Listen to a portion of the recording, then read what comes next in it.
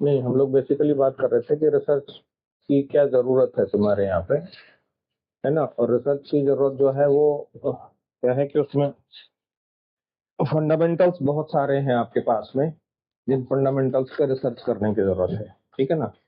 तो प्रकृति का एक एग्जाम्पल था कि प्रकृति एक बेसिक आपका फंडामेंटल है जिसपे आपको क्लिनिकल रिसर्च और बेसिक रिसर्च दोनों किए जाने की जरूरत है। और उस कॉन्सेप्ट को समझ कैसे सकते हैं, है ना। तो कई बार क्या है ना कि जब हम लोग आयुर्वेद की बात करते हैं, आयुर्वेद में पढ़ते हैं, तो आप थ्योरी पढ़ तो लेते हैं, उसकी याद भी कर लेते हैं, है ना। आप श्लोक याद कर लेते हैं पूरा का पूरा, लेकिन आपको उसके अर्थ नहीं समझ आते हैं। और आपको ये भी नहीं पता रहता है कि उसको क्लिनिकली हम अप्लाई कहाँ करेंगे, है ना। तो आप उसका क्या है ना कि जो भी आयुर्वेद के फंडामेंटल सिद्धांत हैं बेसिकली, आप ये बेसिक प्रिंसिपल, ये सिद्धांत ही तो पढ़ते हो ना फर्स्ट ईयर से लेकर के। क्या पढ़ते हो?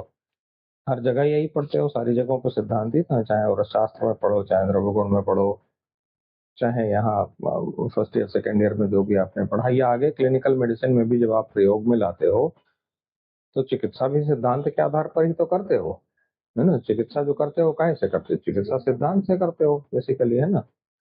और सिद्धांत अगर हमको समझ में नहीं आते हैं तो हम खाली रटे हुए रहते हैं उनको, कि हाँ भाई ये चिकित्सा सूत्र है, फलाने कोई व्याधि है, उस व्याधि का ये चिकित्सा सूत्र है, तो चिकित्सा सूत्र तुमको याद याद कर लिया तुमने, है ना। अब जैसे मान लीजिए ज्वर का उदाहरण आपको बताएं, आप कहते हो ज्वरादौ लंघनम प्रोक्तम, ठीक है। अब ज्वर के आदि में लंघन करना चाहिए, सिद्धांत है, ये बहुत अच्छा सिद्धांत है, मतलब यूनिवर्सली एक्सेप्टेबल सिद्धांत है, वो बहुत अच्छा सिद्धांत है। क्या सिद्धांत है भाई? क्यों करना चाहिए? ज्वरादौ लंघनम प्रोक्तम। पहली चीज तो ये कि तुमको समझ में नहीं आता तो तुम कभी भी उसको अभ्यास में नहीं लाते। कभी भी तुम किसी मरीज को नहीं कहते कि लंघन करो। ज्वर के कितने मरीजों को बोलते हो कि लंघन करो? एक भी मरीज को नहीं बोलते। दवाई लिख दो फट से, कोई आएगा ज्वर का मरीज तो क्या करोगे? दवाई लिखोगे ना, जल्दी से फलानी दवाई खा लो, ठिकानी दवाई खा लो, जबकि तुम्हारा सिद्धांत कहता है ज्वरादौ लंघनम प्रोक्तम। तो रीजन क्या हुआ? रीजन ये हुआ कि हमने याद तो कर लिया उसको, तुमने श्लोक याद कर लिया, अच्छा लिखा हुआ है ना, ज्वर के आदि में ये करना चाहिए, ज्वर के मध्य में ये करना चाहिए, ज्वर के अंत में ये करना चाहिए, है ना। लेकिन उसका चूंकि हमको समझ में नहीं आया था, सिद्धांत नहीं समझ में आया, तो हम उसको अभ्यास में नहीं ला पाए। तो आयुर्वेद के आधे से ज्यादा प्रिंसिपल जो हैं, जिनको आप याद करते हो और जो आपकी दृष्टि से, किताब की दृष्टि से, एग्जाम की दृष्टि से बेहद महत्वपूर्ण है, वो जो बार बार पूछता होगा आदमी आपसे, एग्जामिनर पूछता होगा या आपकी परीक्षा में आते होंगे, वो आप चिकित्सा में कभी नहीं यूज करते, ठीक है। और चिकित्सा में ना यूज करने का सिर्फ सबसे बड़ा कारण यही है कि हमको समझ में नहीं आया, और उनका प्रैक्टिकल एप्लीकेशन कैसे करेंगे ये भी हमको समझ में नहीं आया। हमको खुद से समझ में नहीं आया और हमको किसी ने समझाया नहीं, हमको किसी ने समझाया नहीं। तो अभी जो राधव लंग तो बेसिकली जो रिसर्च की हम लोग बात करते हैं, रिसर्च की बात में हम आपसे बार बार ये कहते हैं कि देखिए आयुर्वेद के सिद्धांत शाश्वत है, ठीक बात है ना। आयुर्वेद ने खुद कहा है, चरक ने कहा हुआ है कि उसके सिद्धांत शाश्वत है। हमने चूंकि उनको एक्सपेरिमेंट नहीं किया है ना, और हम हमें बताया भी नहीं गया। हमसे तो ये कहा गया कि आप उसको याद कर लीजिए, खाली उसको सवाल मत करिए, है ना। आपके अध्यापक ने भी आपसे कहा सवाल मत करिए, आप याद कर लीजिए उसको, ठीक है। तो हमने क्या किया? हमने सवाल रेज करने की परंपरा को बंद कर दिया। जबकि दुर्भाग्य यह है, मतलब सच्चाई यह है कि आयुर्वेद का जो प्रादुर्भाव हुआ है वो सवाल से हुआ है। सबसे बड़ी सच्चाई है ये। आयुर्वेद शुरू कहां से हुआ? सवाल से हुआ, है ना। चरक संहिता लिखी हुई है, सवाल जवाब ही तो है उसके अंदर। क्या है? क्वेश्चन आंसर ही तो है। अग्निवेश क्वेश्चन ही तो कर रहा है वहां पर, और उसके जवाब ही तो दे रहे हैं। तो जिस शास्त्र का प्रारंभ वहां से हुआ है कि क्वेश्चन आंसर फॉर्मेट में शास्त्र लिखा हुआ है, वहां क्वेश्चन आंसर बंद हो गया। वहां आपने कहा आप सवाल मत करो, सवाल मत करो, तो क्यूरियोसिटी खत्म हो गई। सवाल करने का मतलब क्या है कि आप क्यूरियस हैं उसके बारे में, उसको जानने के लिए उत्सुक हैं, और आपके मन में कुछ कुछ कुछ कुछ कुछ वो आती हैं, है ना। कुछ ऐसी चीजें हैं जिनके बारे में आप श्योर नहीं हैं, जिनके आंसर्स चाहते हैं। लेकिन हमने क्या किया? हमने वो मना कर दिया, हमने वो परंपरा बंद कर दी। परंपरा बंद कर दी तो सवाल जो होते हैं, इंक्विजिटिवनेस जो होती है, वो हमेशा ग्रोथ को प्रमोट करती है। सवाल आते हैं तो उसके आंसर ढूंढते हो ना फिर, उसके आंसर ढूंढते हो तो ग्रोथ होती है। आंसर नहीं ढूंढोगे, तुमको बोल दिया गया बस इतना ही करना है, यही है ना, इससे आगे कुछ है ना, इससे पीछे कुछ है, खत्म हो गई बात फिर, मतलब कोई मूवमेंट नहीं है फिर ना। तो जो सबसे इंपॉर्टेंट एस्पेक्ट है आपका आयुर्वेद में रिसर्च करने का, वो है बेसिक प्रिंसिपल, सबसे महत्वपूर्ण जगह। ठीक है, बेसिक प्रिंसिपल मतलब जो भी सिद्धांत है आपके, वो पंच भौतिक सिद्धांत है, चाहे त्रिदोष की थ्योरी है, चाहे त्रिगुण की थ्योरी है, या किसी भी और तरीके का कोई सिद्धांत है जो आपने पढ़ा हुआ हो, अब सबसे पहले उनको रीवैलिडेट करने की जरूरत है। माने first and foremost area of research in Ayurveda is the revalidation of its principles. ठीक है। अच्छा, एक और बड़ी इंटरेस्टिंग बात आपको बताएं, सिद्धांत क्या होता है, सिद्धांत का मतलब क्या होता है। जैसे साइंस में आप पढ़ते हैं, साइंस में प्रिंसिपल्स कुछ बोलते हैं, या कोई लॉ बोलते हैं आप, है ना, न्यूटन का लॉ है, किसी चीज का कोई लॉ है, ठीक है, या कोई प्रिंसिपल है ना, उसका मतलब क्या है, उस सिद्धांत का मतलब क्या है, विज्ञान की दृष्टि से सिद्धांत का मतलब क्या है। The moment you are talking about Newton's law is applicable here in India. It is applicable in US. It is applicable in any point of place, any point of area in the world, right? So this is not a fundamental which is true for me or which is true for him or which is true for somebody else, है ना? It is universal truth, ठीक है? It is universal truth, है ना? उसका कोई area से, कोई रीजन से, कोई इंडिविजुअल से, कोई पर्सन से कोई ऐसा नहीं है, कोई डिफरेंशिएशन नहीं। तो इसका सीधा सीधा मतलब क्या हुआ, इसका सीधा सीधा मतलब ये हुआ कि the moment you are going to talk about the fundamentals of Ayurveda और the principles of Ayurveda, they should also be applicable universally. ऐसा नहीं होना चाहिए कि नहीं वो हमारे यहाँ के पॉपुलेशन के लिए तो ठीक है, तुम्हारे यहाँ लागू होता है, दूसरे के यहाँ नहीं लागू होता, नहीं। अगर ऐसा है तो वो यूनिवर्सल फैक्ट नहीं है, this could be one observation, है ना। अगर यहाँ लागू होता है, दूसरी जगह यहाँ से बाहर जाओ वहां लागू नहीं होता, तो this could be a simple observation, हमारे यहाँ लगता है भाई है ना, आपके यहाँ लगता है कि नहीं लगता है वो पता नहीं, ठीक। तो इसका मतलब क्या है कि ये यूनिवर्सल एप्लीकेबिलिटी एक बेहद इंपॉर्टेंट एस्पेक्ट है उसका, ठीक है। दूसरा दूसरा एस्पेक्ट क्या है, यूनिवर्सल एप्लीकेबिलिटी तो है ही है, दूसरा सबसे इंपॉर्टेंट एस्पेक्ट यह है कि वो दिन हो कि रात हो कि जनवरी का महीना है कि दिसंबर का महीना है या कौन सा टाइम है, उससे भी कोई मतलब नहीं, है ना। It would be applicable at any point of time also.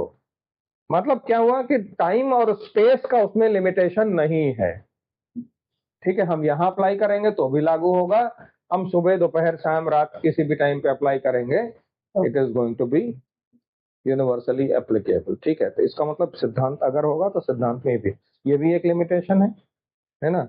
सुबह के टाइम पे कोई और प्रिंसिपल लगता है, शाम के टाइम पे कोई और प्रिंसिपल लगता है, या हम उसी चीज को, अच्छा तीसरी चीज क्या है, तीसरी इंपॉर्टेंट प्रिंसिपल की बात क्या है, आप अगर करते हो तो भी वही आएगा, हम अगर करते हैं तो भी वही आएगा। मान लीजिए वो कहता है कि साहब न्यूटन न्यूटन का लॉ है, जो ग्रेविटेशन का लॉ है, सपोज करिए उसने कहा, तो ग्रेविटेशन का लॉ, ये एक्सपेरिमेंट करेंगे इनका भी रिजल्ट वही आएगा, तुम एक्सपेरिमेंट करोगे तुम्हारा भी रिजल्ट वही आएगा, हम करेंगे तो हमारा भी रिजल्ट वही आएगा। इसका मतलब क्या है कि इंडिविजुअल वेरिएबिलिटी नहीं है वहां पर, तभी वो प्रिंसिपल बना, तभी लॉ बना, है ना। माने कि टाइम की वेरिएबिलिटी से कोई मतलब नहीं है उसमें, स्पेस की वेरिएबिलिटी से मतलब नहीं है कोई भी, और इंडिविजुअल की वेरिएबिलिटी से कोई मतलब नहीं, कोई भी करेगा, किसी भी जगह करेगा, किसी भी टाइम पे करेगा, रिजल्ट वही आएंगे हमेशा। वो क्या हो गया, फैक्ट हो गया, कोई यूनिवर्सल फैक्ट हो गया, ठीक। हमारे यहाँ इन सारी चीजों की लिमिटेशन है अभी। आप ऑब्जर्व करोगे आप कुछ और बताओगे, ये ऑब्जर्व करेंगे कुछ और बताएंगे, हम ऑब्जर्व करेंगे कुछ और बताएंगे, है ना। सुबह देखोगे कुछ और दिखेगा, शाम को देखोगे कुछ और दिखेगा, यहाँ देखोगे कुछ और दिखेगा, किसी और जगह जाके देखोगे कुछ और दिखेगा। इसका मतलब क्या है, हालांकि वो सत्य हो सकते हैं, सारे फंडामेंटल आपके सत्य हो सकते हैं, लेकिन शायद उनको थोड़े से और रिफाइन किए जाने की जरूरत है, to call them truly universal principle और यूनिफॉर्म प्रिंसिपल। तो इसका मतलब क्या है, थोड़े और शोध की उसमें जरूरत है, उन फंडामेंटल्स पे थोड़े से और रिसर्च की जरूरत है, ठीक है। तो एक एरिया बेहद इंपॉर्टेंट आपका ये है, ठीक, जहां पे आपको करना चाहिए। क्या करोगे कैसे करोगे एक अलग विषय है ना। क्या क्या कर सकते हैं उसमें आप, आपके विषय, आपके मन में सवाल क्या आता है, और उस सवाल का आंसर ढूंढने के लिए हम कौन सा रास्ता अप्रोच लगाते हैं, कौन सा रास्ता हम अडॉप्ट करते हैं। रास्ता जो आप अडॉप्ट करते हैं वो क्या होगा, रिसर्च मेथड हो गया हो, है ना भाई, तुम्हारे मन में एक सवाल आया और उस सवाल का आंसर हम कैसे ढूंढेंगे? जो ढूंढने का तरीका हम निकालेंगे वही रिसर्च का मेथड होगा, है ना, रिसर्च का प्रोटोकॉल बनेगा वो। ठीक है, एक बात ये हो गई। दूसरी बेहद इंपॉर्टेंट बात क्या है? दूसरी बेहद इंपॉर्टेंट बात यह है कि बहुत सारी चीजें हमारे यहाँ कही गई हैं। बहुत सारी चीजें, जैसे आप बोलते हो क्या है, फलश्रुति है बहुत सारी चीजों की। आप रसायन की बात करते हो, रसायन में आपने कहा ब्रह्म रसायन है। अब ब्रह्म रसायन की फलश्रुति दी हुई है कि साहब ऐसा करके खा लोगे तो 300 योजन दूर तक का तुमको दिखाई पड़ने लगेगा यहाँ से बैठे बैठे। ठीक है, या तुमको सुश्रुत हो जाओगे, तुम एक बार सुनोगे याद हो जाएगा तुमको, या कुछ इस तरीके की चीजें, है ना, मतलब इंटेलेक्ट तुम्हारा ऐसा हो जाएगा, बाकी चीजें। तो ऐसी श्रुति फलश्रुति बहुत सारी।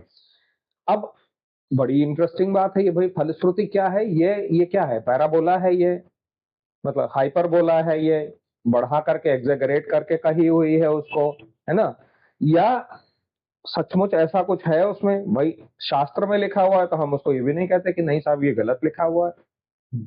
शास्त्र में लिखा हुआ है, अगर चरक में लिखा हुआ है, और अगर प्रक्षिप्त नहीं है वो, अगर ओरिजिनल वर्जन है चरक का, जैसे किसी ने बाद में एड ऑन किया हो तो हम नहीं मानते उसकी कि रिलायबिलिटी क्या है उसकी, पता नहीं किसी ने लिख दिया होगा बाद में।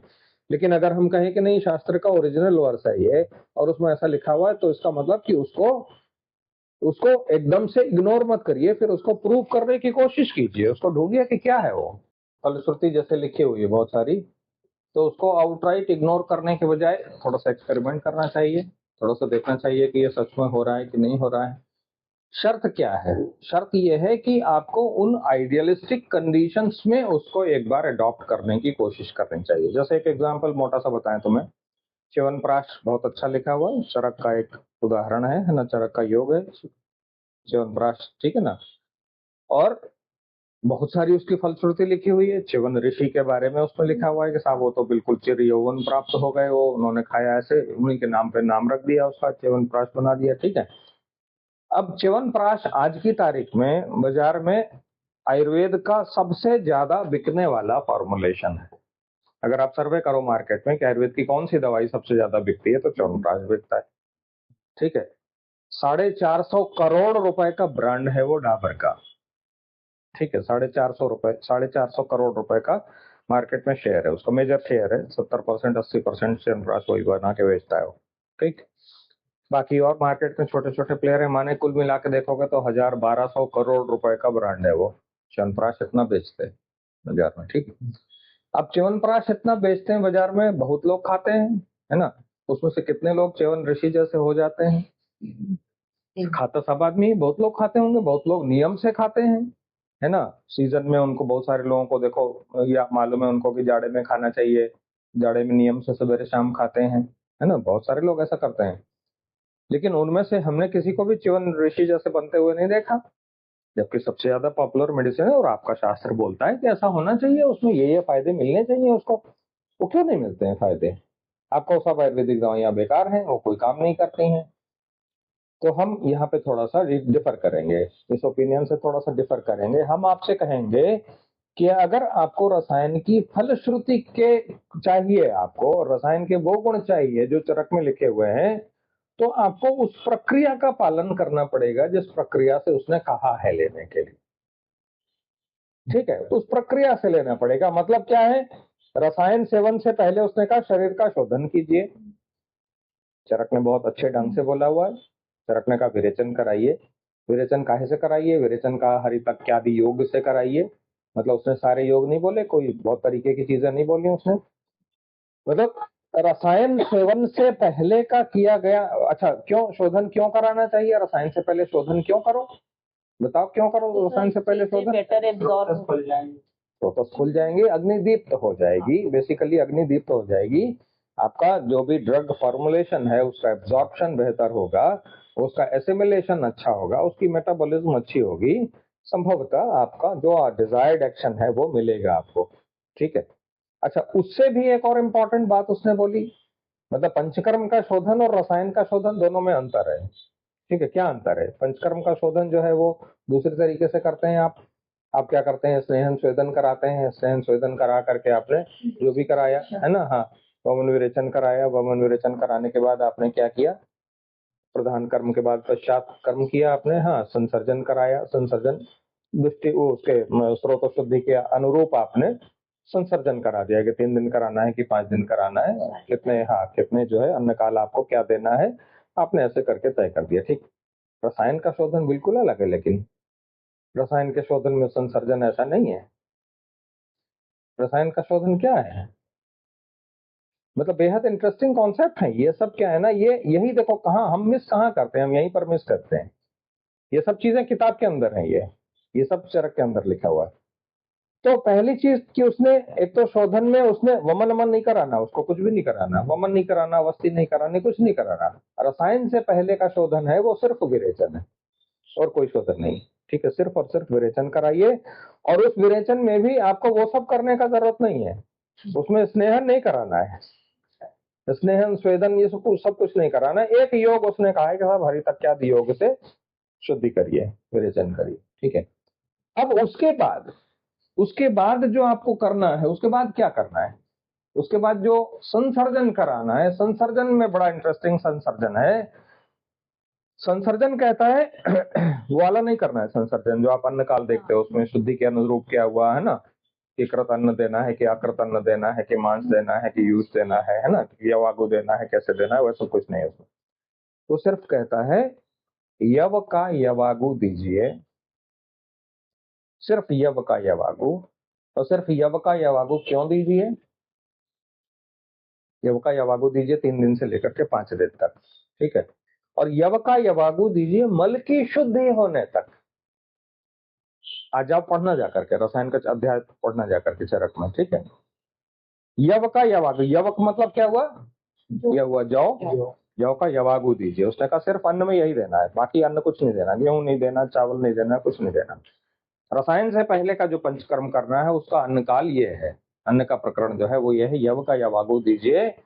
और कब तक दीजिए, उसका एक फिक्स ड्यूरेशन नहीं है। मल की शुद्धि होने तक। किसकी शुद्धि, मल की शुद्धि। मल की शुद्धि, मल की शुद्धि का मतलब क्या हुआ,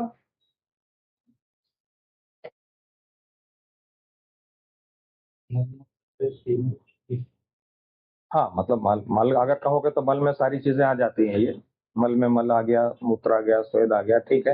लेकिन हम यहाँ बेसिकली मल की बात करेंगे। तो क्या है मल की शुद्धि का मतलब क्या है, जैसे वो नहीं वो तो प्राकृतिक है, वैसे ही रहने चाहिए।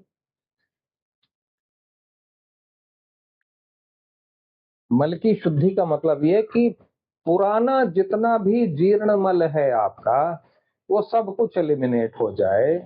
मतलब पूर्व का मल कुछ भी नहीं रहे। पूर्व का मल का मतलब जो आप दूसरा अन्न ले रहे होगे पहले, है ना, जो दूसरा अन्न जैसे गेहूं और चावल ले रहे होगे, उस मल की पूरी शुद्धि हो जाए। और अब ये जो मल है ये यव का मल रहे। ठीक है। अब यव के मल से मतलब क्या है, यव क्यों है, यव क्यों चूज किया उसने, चरक ने ये क्यों कहा यव खाओ।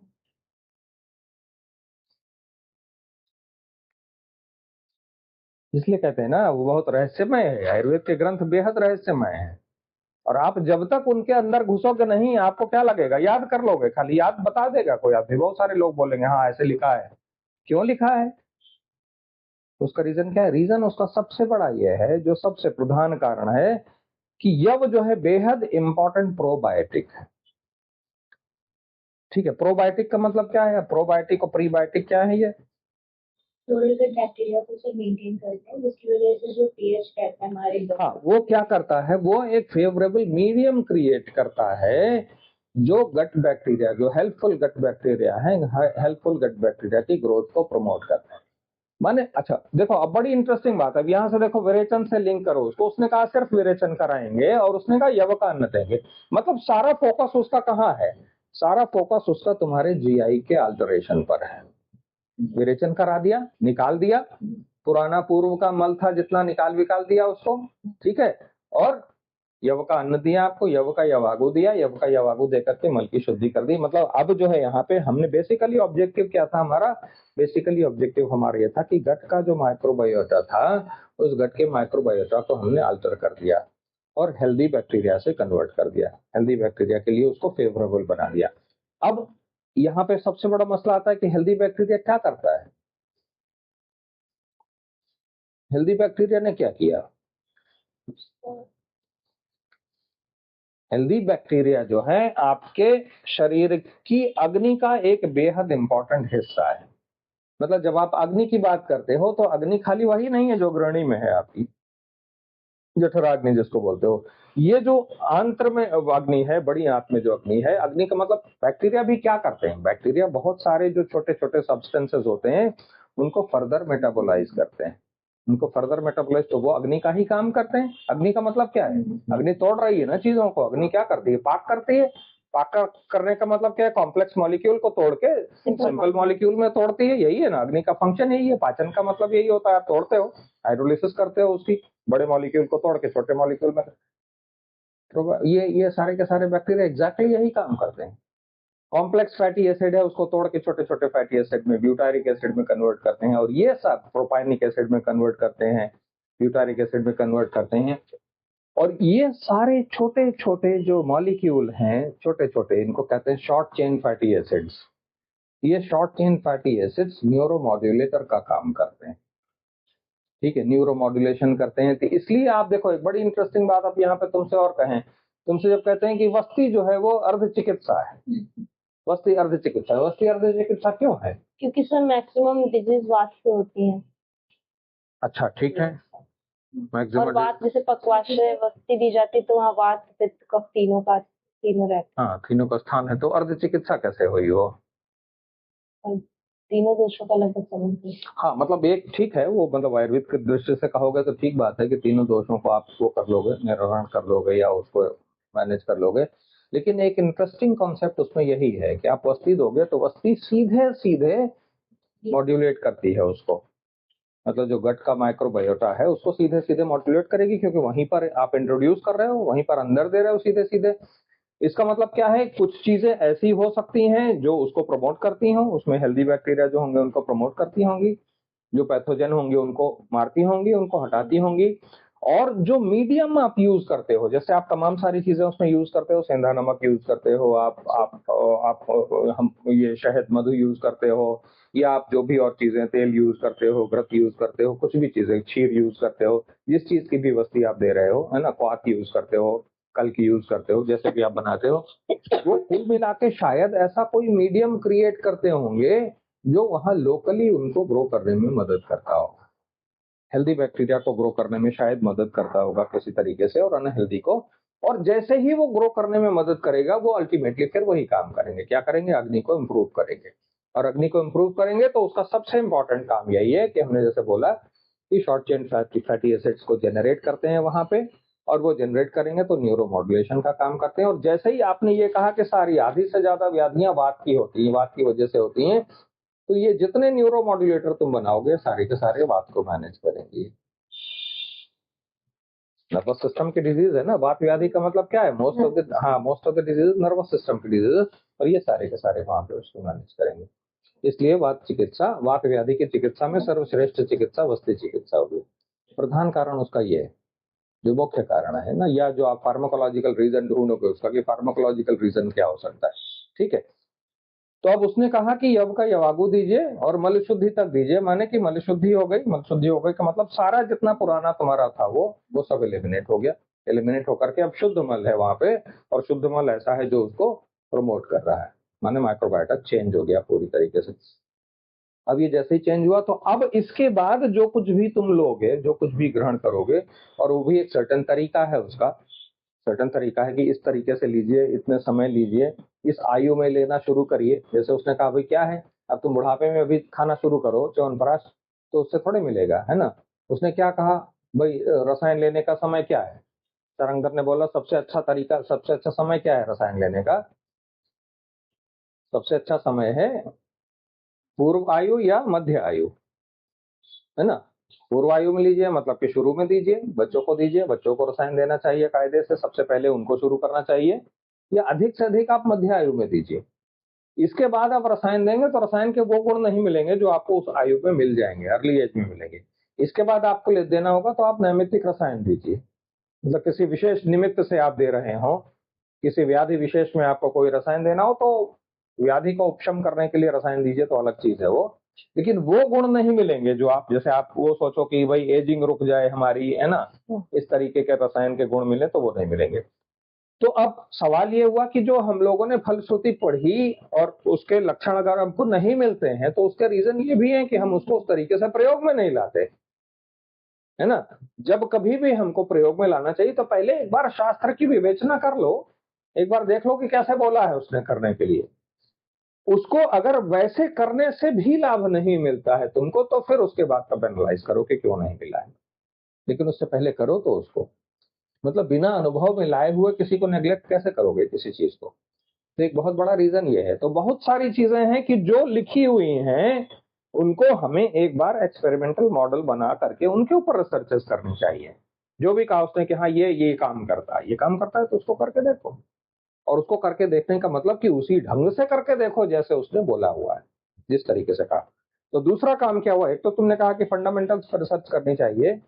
दूसरी चीज कि जो एग्जिस्टिंग नॉलेज है हमारे पास, जिनके बारे में उन्होंने कहा है ना, जिनके बारे में चरक ने, सुश्रुत ने या किसी भी शास्त्रीय ग्रंथ ने कहा है, आप उनको रीवैलिडेट करिए। रीवैलिडेट करेंगे तो क्या होगा, उसकी एप्लीकेबिलिटी मिल जाएगी। आप मतलब जैसे रीवैलिडेट करोगे तुम्हारा विश्वास उसके ऊपर और बढ़ जाएगा। बढ़ जाएगा तो तुम उसको प्रैक्टिस में ले आओगे या सबको रिकमेंड करोगे कि हाँ भाई ये करने से ये मिलता है, ये दिखाई देता है। ठीक है। तीसरा एरिया क्या है, तीसरा एरिया रिसर्च का सबसे इंपॉर्टेंट और क्या है, तीसरा एरिया वो है जो बहुत सारे ऐसे विषय हैं जिनके बारे में डिस्क्राइब किया हुआ है आयुर्वेद में, लेकिन जो प्रैक्टिकली बिल्कुल भी यूज नहीं होते, आज की तारीख में ऑब्सोलीट है। आज की तारीख में ऑब्सोलीट जैसे कौन से हैं, जैसे बाजीकरण की चिकित्सा है ना, बहुत सारा लिखा है, पूरा अध्याय ही लिखा हुआ है उसमें, लेकिन उसमें से जो भी प्रिंसिपल है वो बहुत आप चिकित्सा में प्रयोग में नहीं लाते हैं। दूसरा, बहुत सारी चीजें आप ऋतुचर्या और दिनचर्या में देखो तो बहुत सारी चीजें उसमें लिखी हुई, ठीक है, जो पुराने समय के हिसाब से लिखी होंगी लेकिन वो प्रयोग में नहीं आते। जैसे एक छोटा सा उदाहरण तुमको बताएं कि धूमपान है, धूमपान बहुत सारा लिखा हुआ है, दिनचर्या में देखो धूमपान खूब सारा लिखा हुआ है, ठीक है ना, कैसे करना चाहिए। कहीं प्रैक्टिकली यूज नहीं होता, उस तरीके से यूज नहीं होता, जबकि उसकी फलश्रुति भी बहुत सारी लिखी हुई है। तो हम लोगों को क्या करना चाहिए, हम लोग को बहुत सारे वो एरिया भी ढूंढने चाहिए जो लिखे तो हैं, चरक में लिखे तो बहुत सारे हैं या सुश्रुत में लिखे तो बहुत सारे हैं, लेकिन हम उनको प्रैक्टिकली अडॉप्ट नहीं किए हुए हैं, हम उनको यूज नहीं करते हैं। तो आप जरा सा रिवैलिडेट करिए, उनको भी यूज करिए कि कैसे करना चाहिए, है ना। चौथी चीज क्या है, चौथी चीज ये है कि जैसे ही क्लिनिकल मेडिसिन में आप काम करना शुरू करते हैं, क्लिनिकल मेडिसिन का मतलब चरक का अगर उठा के देखते हैं आप, तो चरक ने क्या किया है, चरक का जो लिखने का तरीका है वो दो ढंग है उसके। एक तो निदान स्थान में उसने डिस्क्राइब कर दिया बीमारी के बारे में, और दूसरा उसने चिकित्सा स्थान में चिकित्सा बताई, ठीक है। अब निदान स्थान में उसने लक्षण बताए और उसने दोषों के आधार पर उनके भेद बता दिए व्याधि के, कि वे वातज है कि पित्तज है कि कफज है, तो ऐसा करके डिस्क्राइब कर दिया। तो एक तो जो तुम्हारी डिजीज का क्लासिफिकेशन है चरक का या आयुर्वेद का जो डिजीज का क्लासिफिकेशन है वो बेसिकली सिम्टम बेस्ड है। सिम्टम बेस्ड का मतलब हमने क्या किया, जैसे मान लीजिए छर्दी है, आपने उसको एक व्याधि बनाया और छर्दी में उसने कुछ भेद बना दिए, वातज पित्तज कफज, है ना, सन्निपातज, जो भी उसने बनाया ऐसे करके बना दिया, ठीक है। अब उसने उस व्याधि को उस सिम्टम के आधार पर बनाया, या जैसे श्वास की बात करो तुम, श्वास उसने एक व्याधि बना दी, श्वास का मतलब क्या हुआ कि एक मेन सिम्टम हो गया, ब्रेथलेसनेस है, उसका मेन कंटेंट क्या है, ब्रेथलेसनेस। अब वो कोई भी कारण होगा उसका, जो जो उनके हिसाब से कारण है वो उसने वातज कफज पित्तज और उसके हिसाब से, है ना, तमाक और वो सब उसने डिवाइड कर दिया, है ना, 5 तरीके का उसने श्वास बना दिया। तो चरक का या आयुर्वेद का जो डिजीज का क्लासिफिकेशन का तरीका है वो सिम्टम बेस्ड है, डिजीज की पैथोलॉजी बेस्ड नहीं है वो। तो अब इसमें एक बड़ा संकट आता है, जैसे ही श्वास की बात करो तो अब जैसे मॉडर्न में बड़े अच्छे से क्लासिफाई कर दिया उसने कि भाई डिस्निया है, ब्रेथलेसनेस है, तो उसका किस कारण से हो रही है, वो कार्डियोजेनिक ओरिजिन है उसका, कि लंग्स के फंक्शन की वजह से है ना, रेस्पिरेटरी सिस्टम का प्रॉब्लम है, या जनरलाइज्ड एडिमा है उसकी वजह से सांस फूल रही है, या एनीमिया की वजह से सांस फूल रही है, कोई भी कारण होगा। आयुर्वेद के क्लासिफिकेशन में इस तरीके की क्लैरिटी नहीं आती है, ये समझ में नहीं आता कि ये क्या है। मतलब श्वास तो समझ में आता है कि भाई सांस लेने में दिक्कत है उसको, ये तो परेशानी है, लेकिन जैसी क्लैरिटी वहां पे सिस्टम बेस्ड है वैसी क्लैरिटी आपको यहाँ नहीं मिलती, ठीक है। तो अब ये कठिनाई है आपको, इसलिए जब भी आप देखोगे जब भी हम लोग व्याधि का क्लासिफिकेशन करते हैं या आप डायग्नोसिस बनाते हो, जैसे आप क्लिनिक में जाकर के देखो, अस्पताल में आप देखो ओपीडी में बैठ करके, तो ज्यादा से ज्यादा मोटी मोटी डायग्नोसिस क्या बनाएगा? श्वास ही लिखेगा वो। बहुत लिखेगा तो ब्रोंकियल अस्थमा अगर उसको लग रहा होगा तो तमक श्वास लिख देगा, इसके अलावा नहीं लिखता फिर कोई। इसके अलावा दोष के विवेचन में नहीं पड़ता कोई भी, कभी भी नहीं जाएगा। किसी भी तरीके से आप कोई भी वो बनाओगे डायग्नोसिस, तो उसके आगे नहीं जाएगा वो। एक मोटी मोटी डायग्नोसिस बना देगा, आप उसके भेदों में कहाँ जाते हो? क्योंकि उसके भेद की क्लैरिटी नहीं है, उसके भेद हम समझ नहीं पाते हैं। चरक में जैसे लिखे हुए वो समझ नहीं आते, क्लिनिक में हमने उस तरीके से उनको डिस्टिंक्ट नहीं किया, आइडेंटिफाई नहीं किया। अच्छा, अब मुसीबत क्या आती है? उसका जो चिकित्सा है वो उसने उसी भेद के हिसाब से चिकित्सा लिख रखी है। अब तुम प्रमेय की बात करोगे, प्रमेय की सारी चिकित्सा तो भेद के हिसाब से लिखी हुई है कि वातज प्रमेय की क्या चिकित्सा है, पित्तज प्रमेय की क्या चिकित्सा है, कफज प्रमेय की क्या चिकित्सा है। तुमने तो बनाया ही नहीं, तुमने वातज पित्तज कफज तो कुछ बनाया नहीं। ठीक है, तो तुम चिकित्सा कैसे करोगे? तो चिकित्सा भी ऐसे ही होती है। चिकित्सा कैसे होती है? चिकित्सा मधुमेह की करते हो, फिर हर प्रमेय में मधुमेह की चिकित्सा करते हो, है ना? तुम ये ढूंढते ही नहीं हो कि वातज है कि पित्तज है कि कफज है, तुमने तो मधुमेह बना दिया उसको। और मधुमेह बना भी दिया तो चिकित्सा क्या करोगे? मधुमेह हारी चोट लिख दोगे उसमें, क्योंकि उसके नाम में मधुमेह लिखा हुआ है, तो तुमको पता है कि मधुमेह की दवाई है वो। फिर भी हम उसमें नहीं ढूंढते कि इसमें वात पे काम करने वाली दवाई है कि पित्त पे काम करने वाली दवाई है कि कफ पे काम करने। तो ये एक लिमिटेशन हुआ, ये तुम्हारा बड़ा लिमिटेशन हुआ कि जब तक हम डिजीज की डायग्नोसिस प्रॉपर नहीं करेंगे, और आयुर्वेद ने का तो पैटर्न ही यही है भाई, उसका तो डायग्नोसिस करने का पैटर्न है, और डायग्नोसिस नहीं करोगे तो ट्रीटमेंट कैसे करोगे? जब तक उसका भेद प्रभेद उसका आइडेंटिफाई नहीं करोगे, जब तक उसके वो नहीं आइडेंटिफाई करोगे, और अगर उनमें ये अंतर न होता, ये क्लिनिकल अंतर नहीं होता, तो वो लिखता नहीं इस चीज को। अगर उसके हिसाब से क्लियरली डिस्टिंग्विजेबल नहीं होते, ये तीनों भेद अगर अलग अलग नहीं होते, तो उनकी अलग अलग दवाई क्यों लिखता वो? उसने बोला ना कि भाई वातज प्रमेय है तो ये चिकित्सा करिए, कफज प्रमेय है तो ये चिकित्सा करिए, इसका मतलब डिस्टिंक्ट हुआ। यहाँ हमारी लिमिटेशन हो गई, इसलिए आपका ट्रीटमेंट सक्सेसफुल नहीं है। आप प्रमेह की चिकित्सा करने बैठते हो तो सारे रोगी ठीक थोड़े हो जाते हैं उससे। 100 में 10 ठीक भी हो जाएंगे, 100 में 10 तो यदृच्छा से ठीक हो जाते हैं। बहुत सारे लोग अपने आप ठीक होते हैं, उसमें चिकित्सक का कोई रोल नहीं होता, है ना? चरक ने कहा भी हुआ है कि नीचे गिर गया तो आदमी तो अपने आप उठ जाएगा। तुम खड़े हो, चिकित्सक हो, तो थोड़ा मदद कर दोगे, हाथ बढ़ाओगे, तुम्हारा सहारा लेके जल्दी खड़ा हो जाएगा। इतना ही करोगे ना। खड़ा तो स्वभाव से होगा, वो अपने आप उठेगा। रोग आया, स्वभाव से आया, तो रोग दूर भी स्वभाव से होगा, क्योंकि शरीर के अंदर रोग को प्रतिरोध करने की क्षमता तो ईश्वर ने दी हुई है ना, वो आपके अंदर बना के भेजा है। बुखार आया तो बुखार को दूर करने की मैकेनिज्म आपके भीतर है, वो अंदर है। वो चिकित्सा नहीं दूर करती उसको, चिकित्सा सिर्फ सहायक होती है। जो चीज अपने आप 10 दिन में होने वाली होगी, चिकित्सा करने से शायद वो 5 दिन में ठीक हो जाए, इतना करोगे ठीक, लेकिन अपने स्वभाव से होगी। जैसे हड्डी टूट गई किसी की, तो हड्डी जुड़ेगी अपने आप, हो तुम्हारे जोड़ने से नहीं जुड़ेगी। हड्डी तो जुड़ेगी, अपने आप जुड़ेगी, तुम थोड़े जोड़ रहे हो उसको, है ना? बस ये है कि तुमने क्या क्या इमोबिलाइज कर दिया, तुमने प्लास्टर बांध दिया, तुमने स्थिर कर दिया, उसको हीलिंग में मदद मिल गई, हिलना डुलना उसका बंद हो गया, हीलिंग उसकी बेहतर हो गई, जल्दी हील हो जाएगा। थोड़ा सा ऐसे 3 महीना लगता है, ऐसे जो है वो 2 महीने में हील हो जाएगा, बस इतना ही। तो ये भेद आपको आइडेंटिफाई करने की बेहद जरूरत होगी, है ना? चिकित्सा में इसलिए आप बहुत सफल नहीं। तो इसका मतलब क्या है कि क्लिनिकल मेडिसिन में आपको ये आइडेंटिफाई करने की जरूरत है कि डायग्नोस्टिक क्लैरिटी क्या है आपकी। और डायग्नोस्टिक क्लैरिटी का मतलब एक बेहद इंटरेस्टिंग, देखो मॉडर्न में बड़ा इंटरेस्टिंग कॉन्सेप्ट है, डायग्नोस्टिक क्राइटेरिया है हर चीज के।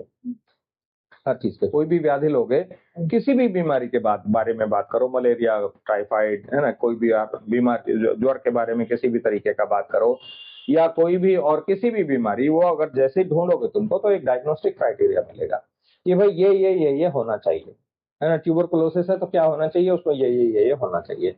डायग्नोसिस में ये मिलना चाहिए, क्लिनिकल फीचर्स में ये मिलना चाहिए, इन्वेस्टिगेशन कराओ तो उसमें ये आना चाहिए, एक्सरे में ये मिलना चाहिए, ब्लड के इन्वेस्टिगेशन में ये मिलना चाहिए। अगर ये सब चीज है तो हम मानेंगे कि ये ऐसा है। ठीक है, ये हो गई डायग्नोसिस, तुम्हारी डायग्नोस्टिक क्लैरिटी। हमारे पास ये डायग्नोस्टिक क्लैरिटी नहीं है। हमारे पास ये क्लैरिटी नहीं कि भाई क्या है तो हम इसको मानेंगे ये, और क्या नहीं है तो क्या नहीं मानेंगे। भाई क्या है तो हम वात रक्त कहेंगे, क्या है तो हम आमवात कहेंगे, क्या है तो हम संधिवात कहेंगे। मस्कुलोस्केलेटल सिस्टम की सारी डिजीज हैं। तुम क्या चीज ढूंढोगे उसमें तो कहोगे कि वात रक्त है ये, और क्या चीज ढूंढोगे तो कहोगे नहीं आमवात है ये। इसका मतलब क्या है, बहुत साफ सुथरी डायग्नोस्टिक क्लैरिटी चाहिए। और उससे भी इंटरेस्टिंग चीज क्या है, कई बार क्या होता है ना कि आपके पास, चरक ने भी बहुत अच्छे से आइडेंटिफाई किया, वो कहता है व्याधि संकर होता है। व्याधि संकर की कंडीशन है कि मतलब दो व्याधियां एक साथ है वहां पे, ठीक है, ऐसा भी कॉमनली मिलता है, बहुत सारी बीमारियां ऐसी होती हैं, ये भी है ये भी है। अब उसमें क्या होगा, व्याधि संकर अगर होगा तो लक्षणों का कॉन्फ्लिक्ट होगा वहां पर। कई बार क्या है ना, विरोधाभासी दो रोग हो जाते हैं, है ना, आयुर्वेद की दृष्टि से बड़े विरोधी रोग होते हैं। वात का भी रोग है, कफ का भी रोग है, तो वात कफज रोग है। वात कफज रोग है तो बड़े विरोधाभासी है, वो वात की वजह से कुछ और हो रहा है, वात के लक्षण कुछ और होते हैं, कफ के लक्षण कुछ और होते हैं। उसका ट्रीटमेंट भी विरुद्ध उपक्रम हो जाता है, क्योंकि वात की चिकित्सा करते हो तो कफ बढ़ जाता है, कफ की चिकित्सा करते हो तो वात बढ़ जाता है। ऐसी व्याधियां स्वभाव से ही दुष्चिकित्से हैं, स्वभाव से ही दुष्चिकित्सा हैं, क्योंकि उनका तो जो बना रहा है बीमारी वही इस तरीके का है, तो उनका ट्रीटमेंट कैसे करोगे। तो ये आइडेंटिफाई करना भी आपको डायग्नोस्टिक क्राइटेरिया बनाए जाने की जरूरत है आपको। मतलब आपको ये साफ सुथरे ढंग से थोड़ा समझना पड़ेगा कि भाई क्या है तो हम इसको कौन सी बीमारी कहें, क्या है तो क्या कहें, ठीक है, ऐसे डायग्नोस्टिक क्राइटेरिया बनाए। डायग्नोस्टिक क्राइटेरिया हमेशा ओवरलैप करते हैं कई बार, इसलिए उन्होंने कुछ ऐसे बनाए क्राइटेरिया कि ये मेजर क्राइटेरिया है, ये माइनर क्राइटेरिया है। मतलब ये बीमारी है तो मुख्य रूप से इसमें ये मिलना ही चाहिए, है ना, मुख्य रूप से। इसके अलावा ये भी मिल सकता है, ये भी मिल सकता है। अब जैसे हम आमवात का एक एग्जाम्पल ले तुमको कि किस बीमारी को हम आमवात कहेंगे, तो हम लोगों ने बहुत पहले क्लिनिकल रिसर्च करी, जब हम पीजी कर रहे थे तब हम लोगों ने किया था उसको। तो हमने क्या किया कि 200 करीब 200-300 पेशेंट्स को आइडेंटिफाई किया, उनके क्लिनिकल फीचर्स जितने भी थे वो सारे हमने लिस्ट किए, जितने मादों में लिखे हुए हैं आमवात के लक्षण वो हमने सारे लिस्ट किए, और हम टिक लगाते गए कि इसमें से कौन कौन से लक्षण इस मरीज में है, ठीक है। अब मान लो 200 पेशेंट्स का सर्वे कर लिया हमने, हमारी डायग्नोसिस आमवात की थी उसकी, और मॉडर्न की डायग्नोसिस रोमेटॉइड आर्थराइटिस थी। हम ये मान के चल रहे थे कि रोमेटॉइड आर्थराइटिस आमवात का एक वेरिएंट है, ठीक है, उसके लक्षण हमारे से मिलते जुलते हैं।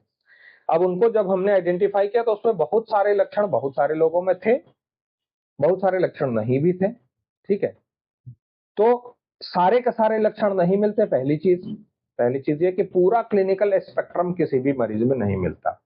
पूरा क्लिनिकल स्पेक्ट्रम कब मिलेगा, जब डिजीज फुल फ्लेज्ड होगी, फुल्ली ग्रोन डिजीज होगी, तब शायद फुल स्पेक्ट्रम मिलेगा, नहीं तो नहीं मिलेगा। दूसरी चीज ये कि तमाम सारे वेरिएंट उसमें रहते हैं, तो कुछ लक्षण प्रधान हो जाते हैं, कुछ लक्षण अप्रधान होता है। तो मान लीजिए माधव ने 10 लक्षण बताए, उसमें तो 10 लक्षण में से 5 लक्षण ऐसे थे जो 99% लोगों में, ज्वर की फीलिंग है, गुरुता है ना, आम की फीलिंग है, या अनन्नाभिलाष है, उसको अरुचि है, ये कुछ फीचर थे, 5 एक फीचर ऐसे थे जो 99% लोगों में। बाकी कुछ फीचर 50% में है, कुछ 25% में है, फीचर सभी में कुछ ना कुछ तो है ही है उसमें, लेकिन वो कॉमन नहीं है। तो हमने क्या किया, जो सबसे कॉमन फीचर थे 95% से ऊपर जो पेशेंट्स में मिल रहे थे वो हमने आइडेंटिफाई कर लिए। हमने कहा साहब ये 5 लक्षण जो है ये मिलेंगे, सब में मिलेंगे, कॉमन लक्षण है ये 5। उन 5 लक्षणों के आधार पर हमने कहा अब ये डायग्नोस्टिक क्राइटेरिया हो गया ये आमवात का, क्योंकि आमवात के जितने भी हमने रोगी देखे सब में तो ये मिल ही रहे थे, इसका मतलब ये तो मिलता ही है, ये लक्षण तो मिलते ही। तो क्या हुआ, बन गया तुम्हारा एक डायग्नोस्टिक क्राइटेरिया बना दिया हमने, छप गया वो, पेपर एक छाप दिया उसका हमने, पब्लिश हो गया। आयुर्वेद का पहला डायग्नोस्टिक क्राइटेरिया बना हुआ है वो, इतिहास का पहला डायग्नोस्टिक क्राइटेरिया मॉडर्न के पैरामीटर पर, जैसे मॉडर्न ने बनाया है अपना डायग्नोस्टिक क्राइटेरिया, ऐसा पहला डायग्नोस्टिक क्राइटेरिया रोमेटॉइड आर्थराइटिस का या आमवात का जिसको बोलोगे आप, हमने बनाया था वो। और कब का, बहुत पुराना पब्लिश है, 2009 का पब्लिश है शायद, ठीक है। इसका मतलब क्या हुआ कि इस तरीके के डायग्नोस्टिक क्राइटेरिया तुमको हर जगह चाहिए, ताकि तुम्हारी क्लैरिटी रहे, तुम जो कह रहे हो कि हाँ ये रोगी है, मतलब ये क्लैश तो नहीं हो कि भाई वात रक्त तो नहीं है ये, या आमवात है कि नहीं है, या संधिवात तो नहीं है, कुछ और तो नहीं है। ये विद्याधर बेगे है, ऑस्ट्रेलिया से, ऑनलाइन कंसल्टेशन होता है इसका। इसको प्रॉब्लम थी न्यूरोजेनिक ब्लैडर की, काफी समय से ट्रीटमेंट में, 1 साल से ट्रीटमेंट में है। 2 बड़ी इंटरेस्टिंग चीजें हुई इस बीच में, ठीक है। यूरिनरी जो प्रॉब्लम थी उसकी, वो अभी पूरी रिजॉल्व नहीं हुई है, लेकिन एक बहुत अच्छा इंप्रूवमेंट उसमें ये आया कि पहले इसको सीआईसी करना पड़ता है, मतलब कि क्या है, क्लीन इंटरमिटेंट कैथेटराइजेशन जिसको बोलते हैं, बार बार कैथेटर लगा करके हर 4 घंटे पे कैथेटर लगा करके यूरिन निकालना पड़ता है, क्योंकि ब्लैडर इसका फंक्शन नहीं करता। है ना, वस्ती कुंडलिका जिसको बोलते हैं आप आयुर्वेद की दृष्टि से, वो डायग्नोसिस। तो यूरिन होता नहीं अपने आप, मतलब ब्लैडर कॉन्ट्रैक्ट नहीं करता प्रॉपरली। पहले, इससे पहले जब था, जब ट्रीटमेंट में नहीं था, तो क्या था कि जब सीआईसी करता था तो करीब 600 ml इसको यूरिन निकलता था एक बार में। इतना जब हो जाता था और अपने से पास करने जाता था तो नहीं होता था, अपने से पास करने जाता था तो 50 ml के आसपास कुछ होता था, 50 ml 60 ml। अभी आज की तारीख में करीब साल भर जैसे हो गया ट्रीटमेंट इसका, तो जो सबसे पहला चेंज आया वो ये कि जो सीआईसी के बाद यूरिन का आउटपुट था वो कम हो गया। 600 ml पहले आता था, अभी 400 ml आता है। 400 ml का मतलब क्या हुआ कि 400 ml के बाद इसको फील आने लगता है कि हमको यूरिन लगी, तो ये टॉयलेट जाता है, और जब टॉयलेट जाता है तो करीब 100 ml के आसपास ये यूरिन अपने आप पास कर लेता है। उसके बाद पूरा नहीं खाली होता ब्लैडर अपने आप, लेकिन इसका मतलब क्या हो, पार्शियल कॉन्ट्रैक्टिलिटी रिज्यूम हुई होगी, पार्शियली। कंप्लीट रिज्यूम नहीं हुआ लेकिन पार्शियल कॉन्ट्रैक्टिलिटी आई, क्योंकि 100 ml तो निकाल दिया उसने, और जो रिटेन हुआ वो भी कम है। पहले जैसे 600 ml निकलता था सीआईसी करने के बाद, अभी 400 ml निकलता है, इसका मतलब इससे ज्यादा है नहीं, तो वो बेहतर हुआ, निकलने की मात्रा भी बढ़ गई, और अंदर जो बचा हुआ है वो भी कम बचा। ठीक है, तो ये पार्शियल इंप्रूवमेंट हुआ। दूसरा एक सबसे इम्पोर्टेंट फिनोमिनन जो ऑब्जर्व किया वो ये कि उससे पहले जब सीआईसी करता था, ये कर ही रहा है, सीआईसी 4-5 साल से कर रहा है, हमारे टच में तो अभी 1 साल से है ये, क्योंकि रिकमेंडेड इसको बहुत समय से था। तो इसको रिकरेंट यूटीआई का प्रॉब्लम था, तो बार बार आप कैथेटर डालोगे, बार बार कैथेटर डालोगे तो इन्फेक्शन हो गया, तो रिकरेंट यूटीआई का कंप्लेंट था। जब से ये हमारे अंडर ट्रीटमेंट में, तब से यूटीआई नहीं हुआ। इसका मतलब क्या हुआ कि ये क्या हुआ, ये बोनस है ये, मतलब हम, my treatment was aiming to something different, but additionally we got this benefit also. उसने कहा नहीं साहब, उसके बाद से हमको एंटीबायोटिक्स नहीं खाने पड़े। हमने अभी भी पूछा कि उसके बाद नहीं हुआ, तो नहीं हुआ, कुछ भी नहीं हुआ। I mean he is still fine, and he didn't get any episode of infection, urinary tract infection, despite of the fact कि दिन में 5 बार वो सीआईसी अभी भी करता है, अभी भी नियम से वैसे ही कर रहा है। ठीक है, नहीं हुआ उसको, ये एक एडिशनल बेनिफिट हुआ। तीसरा एक और बड़ा इंटरेस्टिंग फिनोमेना जिसको हम फिर इसको ऑब्जर्व कर रहे हैं, हमने बोला था इसके बेबी नहीं है, 5-6 साल 7 साल हो गया इसको शादी का, है ना, तो बच्चा नहीं है, कोई भी ट्राई वाई किया होगा, नहीं हुआ। तो इनफर्टिलिटी का ट्रीटमेंट कुछ ले रहे थे, इसका सीमेन काउंट स्पर्म काउंट बहुत कम है, लो मोटिलिटी था, पुराना कभी हमने देखा था उसको, तो उसका वो भी एक फोकस में था, लेकिन हमने कहा अच्छा ये एक मेजर समस्या तुम्हारी ये हल हो, तब उसको देखा जाएगा। तो अभी ये आईवीएफ वगैरह भी कुछ ट्राई कर रहे थे। Recently he has been blessed with a baby. ठीक है, अभी उसी में परेशान था, 2 महीने कर रहा था ट्रीटमेंट, हम नहीं ले पाए। तो this is also one of the major concern of mind कि उससे कुछ भी, जो ट्रीटमेंट हम दे रहे थे, क्या उससे शुक्र शुद्धि भी हुई होगी क्या, क्योंकि मूत्र वह स्रोतस पर काम करने वाली कोई भी औषधि दोगे तो वो शुक्र शोधन करेगी। ठीक है, शुक्र का शोधन करेगी, संद प्रोबेबिलिटी देते हो तो शुक्र का शोधन करती है वो। तो this, although this is remote, I mean I do not have any idea currently. इसने कहा कि अभी शेयर करेगा, ये पुराने रिपोर्ट भी शेयर करेगा सीमेन के एनालिसिस की, और नई रिपोर्ट भी शेयर करेगा। अगर उसमें कोई इंप्रूवमेंट आता है तो दिस इज अनदर एडवांटेज। तो हम जब बात करते हैं, जब आप बोलते हो ना कि आयुर्वेदिक दवाइयां क्या करती हैं, सिस्टमिक करेक्शन करती हैं। मॉडर्न की दवाई और आपकी दवाई में, हाँ, आपकी दवाई में बहुत बड़ा अंतर क्या है, मॉडर्न की दवाई टारगेट स्पेसिफिक है, सिम्टोमेटिक तो है but it is target specific, एक पर्टिकुलर टारगेट पे, फलाना वो है, वो रिसेप्टर है, उस पर काम करेगी, ये है यहाँ पर काम करेगी। आयुर्वेदिक दवाइयां जब आप कहते हो कि होलिस्टिक काम करती हैं, होलिस्टिक का काम करने का मतलब क्या है, मल्टीपल सिस्टम पर एक साथ काम करती हैं, बहुत सारे सिस्टम पे। आपका फोकस कहीं और है ना, आप दवाई पेट दर्द की दे रहे हो, साथ में उसको सिर दर्द भी ठीक हो रहा है, वो कैसे ठीक हो रहा है? उसको दवा का फोकस तुमने दिया कॉन्स्टिपेशन रिलीव करने का, क्या चीज? अरे बस एक 5 मिनट इनसे बात और कर लें। तुमको क्या दे दे, 200 रुपए दे दें?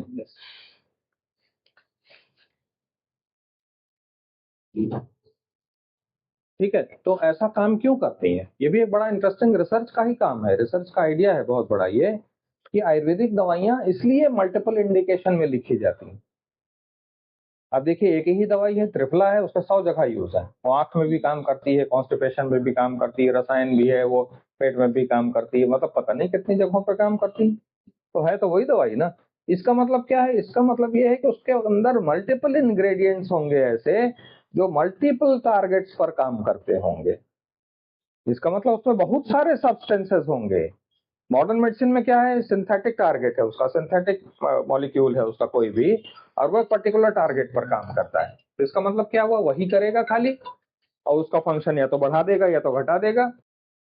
तो आयुर्वेदिक दवाइयों के साथ एक बड़ी खास बात यह है कि एक ही दवा मल्टीपल इंडिकेशन पर काम करती है, मल्टीपल बीमारियों में काम करती है। और दूसरा बड़ा इंटरेस्टिंग फिनोमेनन है कि बहुत सारी बीमारियों पे एक ही दवा काम करती है।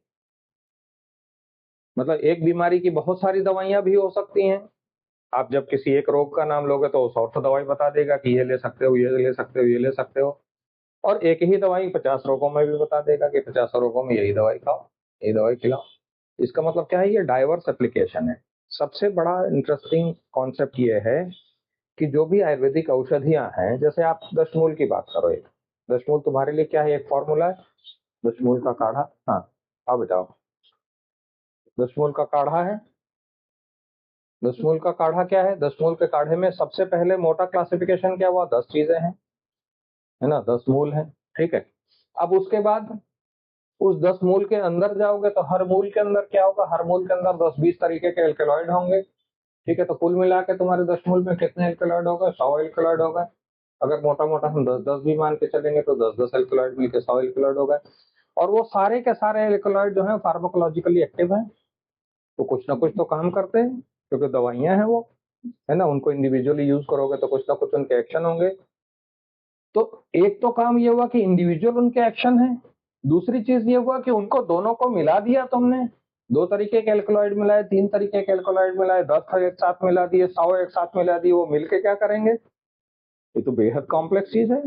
मतलब ये नेटवर्क फार्माकोलॉजी है बेसिकली।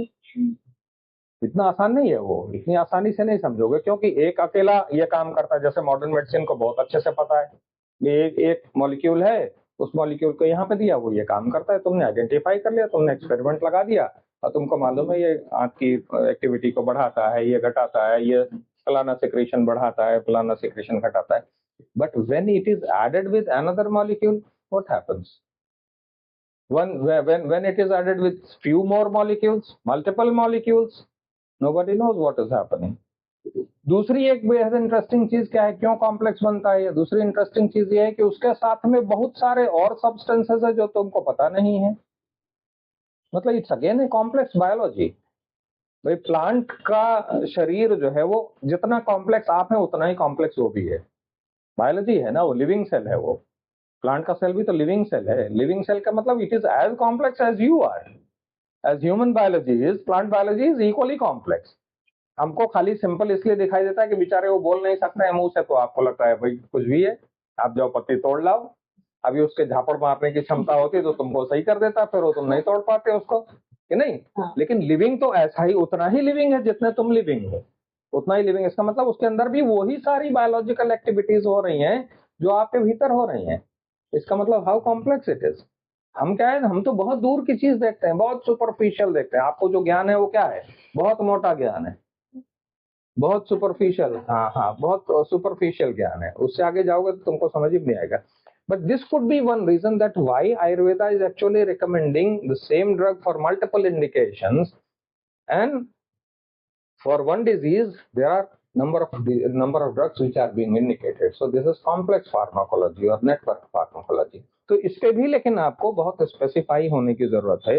मतलब जो पहली चीज हमने बोली आपको कि तो डायग्नोस्टिक क्राइटेरिया आइडेंटिफाई करिए। You really need to identify what is the basic criteria to make a kind of diagnosis for some particular disease. Unless or until you are able to make a diagnosis, you won't be able to give the treatment. ये पहली चीज है। और diagnostic criteria का मतलब खाली मोटा disease का डायग्नोसिस नहीं, आपको वात पित्त और कफ के भेद के अनुरूप उसका डायग्नोसिस करना आना चाहिए, और वो ऐसा होना चाहिए। डायग्नोस्टिक क्राइटेरिया के साथ भी वही बात आती है जो फंडामेंटल्स के साथ आती है।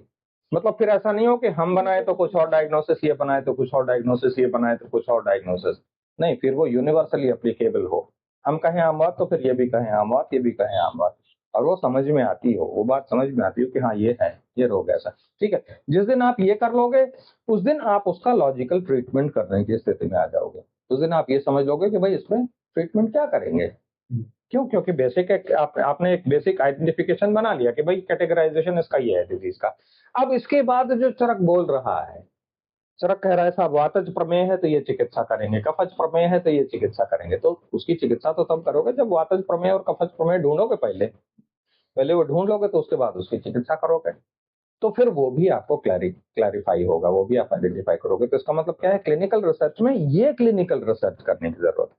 अभी आप क्लिनिकल रिसर्च क्या करते हो, एक बीमारी ये उठाई, एक बीमारी ये उठाई, एक दवाई ये उठाई, एक दवाई ये उठाई, खिला दिया उसको, 3 महीने खिलाया, खुश हो गए, है ना, ये मिल गया हमको, ये मिल गया। ऑब्जर्वेशन में क्या आया, सब सिम्टम कम हो गए, दर्द कम हो गया, सूजन कम हो गया, बड़े खुश हो गए, डॉक्टर साहब बड़ा काम करती है दवाई हमारी।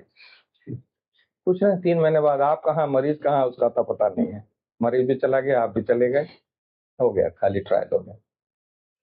तो किसी का भला नहीं हुआ, पिछले 50 साल में कुछ नहीं हुआ। इसलिए हम कहते हैं बार बार कि आयुर्वेद में क्या हुआ, 70 साल में शोध में क्या हुआ आपके, तो कुछ नहीं हुआ। हमारे पास एक बीमारी के लिए कोई ऐसी दवाइयां नहीं है जिसको हम ये कॉन्फिडेंटली कह दें कि नहीं भैया ये खिलाओ इससे ठीक हो जाएगा। ये एक बीमारी, सिंगल बीमारी के लिए औषधि नहीं है आपके पास, सिंगल। तो छोटी से छोटी बीमारी से लेके बड़ी से बड़ी बीमारी तक। और क्लेम आप हर चीज का करते हो, आप क्लेम कहते हो हम कैंसर का ट्रीटमेंट करते हैं, हम एड्स का ट्रीटमेंट करते हैं, हम इसका ट्रीटमेंट करते हैं, लेकिन डिपेंडेबल ट्रीटमेंट किसी का नहीं। तो समस्या कहाँ पे है, समस्या यह है कि रिप्रोड्यूसिबिलिटी नहीं है। एक आदमी जो क्लेम करेगा उसको दूसरा वो नहीं कर सकता, दूसरा उसको रिप्रोड्यूस नहीं कर सकता। हमारी जो सक्सेस है हम दूसरे को दिखा नहीं सकते कि उस कैसे सक्सेस आ रही है। और डिपेंडेबिलिटी नहीं है, हर आदमी को हम वही रिस्पॉन्स नहीं दे सकते। 100 मरीज देखोगे तो 100 के 100 को रिस्पॉन्स वो नहीं आएगा। तो इसका मतलब ये दोनों चीजें मिसिंग है, डिपेंडेबिलिटी नहीं है, रिप्रोड्यूसिबिलिटी नहीं है। तो इसमें बेहद इंपॉर्टेंट शोध की जरूरत है। और ये कैसे आएगा भाई, डिपेंडेबिलिटी कैसे आएगी, जब तुम 1000 मरीजों को देखोगे, बार बार बार बार एक ही काम करोगे तो तुमको पता लगेगा कि ये चीज काम करती है। तो तुमको कम से कम ना 100% हो तो तुमको ये तो पता चल जाएगा कि 90% लोगों में काम करता है ये। 10% जो नहीं काम करता उसका कुछ और रीजन होगा, कुछ और कारण होगा, नहीं पता है हमको। और रिप्रोड्यूसिबल होगा माने कि हमने एक प्रोटोकॉल बना दिया, अगर तुम उसको इसको इस्तेमाल करोगे तो तुम्हें भी वही रिजल्ट मिलेगा, ये इस्तेमाल करेंगे तो इनको भी वही रिजल्ट मिलेगा। तो इस तरीके के काम करने की जरूरत है। तो क्लिनिकल रिसर्च में क्या है ना, ये सब गैप्स हैं, ये सब मिसिंग गैप्स हैं, बड़े बड़े गैप्स। तो until or unless you are able to fill these gaps, you won't be able uh, to reach to the expectations of the people actually, है ना, जो लोगों को चाहिए। अच्छा, आयुर्वेद में जो भी चिकित्सा कराने आया है वो देखिए एक्सपेरिमेंट कराने नहीं आया है।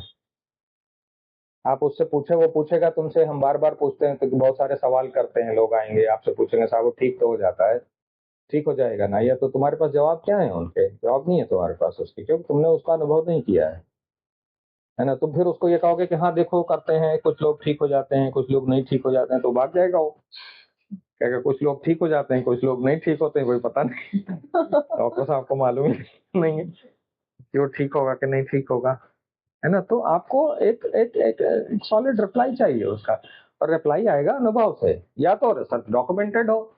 भाई मॉडर्न मेडिसिन में क्या एडवांटेज है, तुमको कुछ नहीं रिसर्च करनी पड़ती, रिसर्च कर रखी है किसी ने पहले से, तुम खाली पढ़ लो उसको जा करके, उसने किताब में बना दिया, उसने ट्रीटमेंट का गाइडलाइन बना दिया, उसने डायग्नोस्टिक क्राइटेरिया, पर तुमको थोड़े रिसर्च करनी। मॉडर्न वाला कौन रिसर्च करता है भाई, लड़के तो कोई नहीं करते, एमबीबीएस का लड़का कोई रिसर्च करता है वहां पे, एमडी का कोई रिसर्च करता है, कुछ नहीं करते हो, लेकिन प्रैक्टिस बहुत अच्छी करते हैं।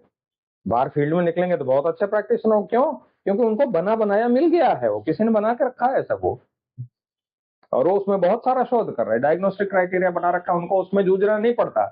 वो कभी नहीं कहते कि साहब आ रहे हैं कि ओए है, उनके यहाँ ये गफलत नहीं होती जो हमारे यहाँ होती है।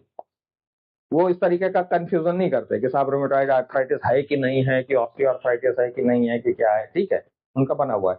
और जैसे ही वो डायग्नोज करेंगे उनका ट्रीटमेंट का गाइडलाइन है कि भैया इसमें ये ट्रीटमेंट देना है। तो कोई भी आदमी आज डिग्री लेगा, कल को बैठ जाएगा बाहर फील्ड में, बढ़िया काम करेगा।